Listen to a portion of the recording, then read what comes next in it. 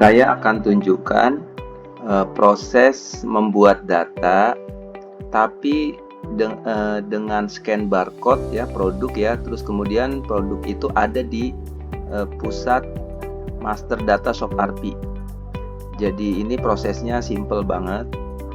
Pertama ya, kita belum punya data ya sebenarnya. Ini kita lagi mau buat data, tapi kita menggunakan barang itu ada barcode-nya dan sifatnya umum, artinya pusat data punya gitu. Jadi kita lebih simple.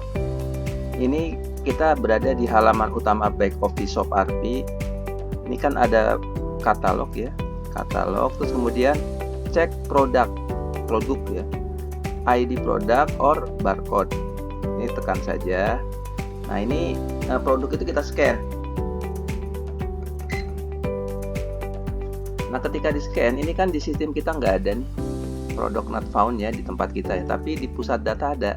Tuh. Nah ini kalau kita buka ini datanya seperti ini. Nah ini dia itu ada ID-nya juga ya, barcode-nya ya. Kan di produk itu barcode produk umum gitu ya. Ini tinggal kita tekan import, tekan saja import. Nah ini produk sudah masuk ya dengan ID auto generated ini ya, sudah di generate oleh sistem. Nah, ini juga semua juga simple aja, jadi hanya untuk produk yang simple. Kalau produk yang varian dan punya fitur tidak. Nah setelah produk ini jadi, yang wajib itu kan harga ya, karena kita mau jual. Kalau kita tidak jual sih mungkin harga juga nggak perlu dimasukkan, tapi kalau kita mau jual nih harga kita masukkan. Nah harga ini nih harga default price-nya ya, harga price-nya itu misalnya 27.000, tinggal masukkan saja, yang lain biarkan saja kita buat. Nah ini kita sudah punya harga jual, kita bisa edit ya, kalau mau diedit di sini misalkan harga kita rubah, dan ketika kita ngerubah kita punya history ya, ada historinya. Ini kalau tombol ditekan ini ada historinya. Nah produk ini banyak setting yang lain. Kalau barcode kan sudah masuk ya tadi otomatis, dia ngambil dari pusat data jadi nama dengan barcode.